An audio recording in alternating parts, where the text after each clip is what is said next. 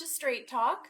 I'm Lindsay Kearns, the mama behind MalibuMamaLoves.com, and I'm also a certified conscious trauma-informed life coach.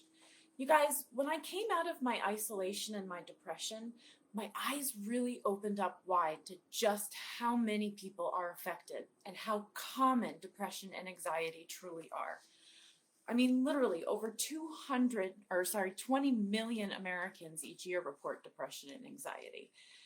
Isolation is just one of many forms of trauma responses that people go through, which is what I went through.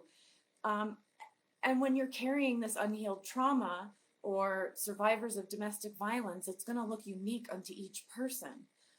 So when I came out of my isolation, I started learning so much about trauma. And as you guys know, I went and got certified on helping other people heal from it because I had healed, and I designed this program to help people. So I was so impacted by finding these communities of people who were like-minded and had no idea what had happened to them or what was going on within them. And then these incredible aha moments to where you realize that it is so common. So I got to wondering, why are people so hesitant to talk about it still? You know, and I can tell you from my own experience, it's because of the deep shame, the embarrassment, and the guilt that's tied to it.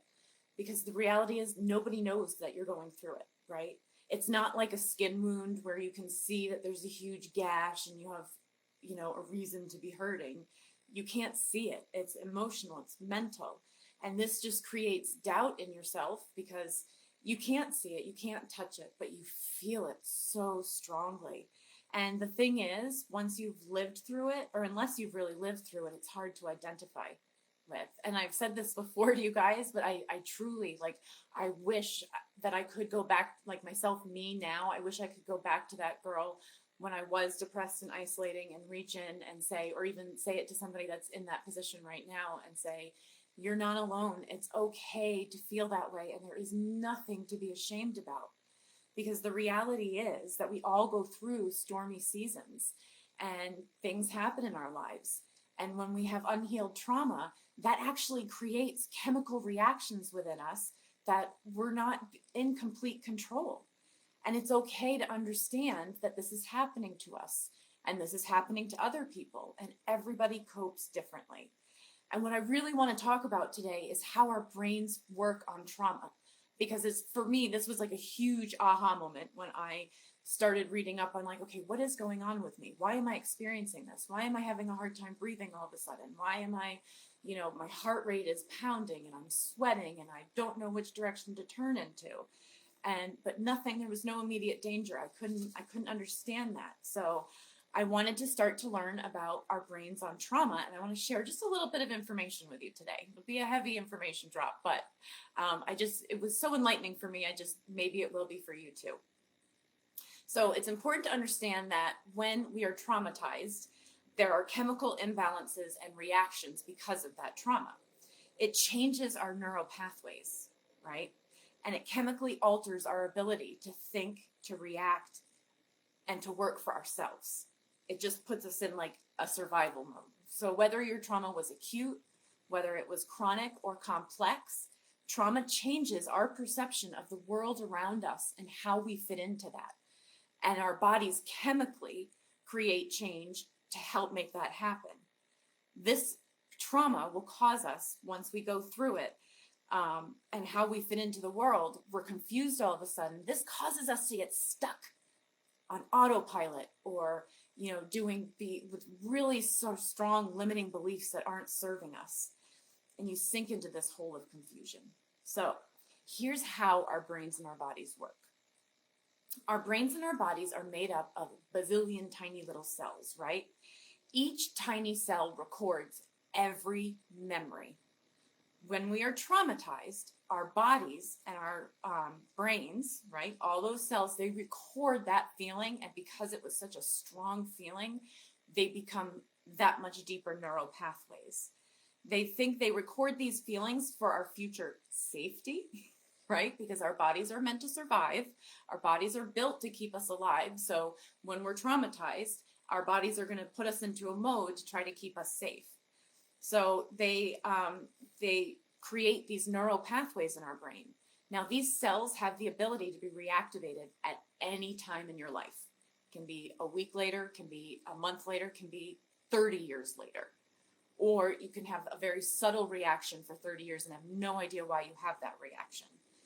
These imprints, they lie deep within our subconscious, causing us to form these limiting beliefs, right? They cause nightmares, fears, mood swings. They impair our ability to have healthy, successful relationships and jobs. They leave our lives feeling empty, unfulfilled, and we're just completely feeling out of place, but not knowing why. And you're confused all the time. And so here's what happens. Your sympathetic nervous system takes over when you're afraid.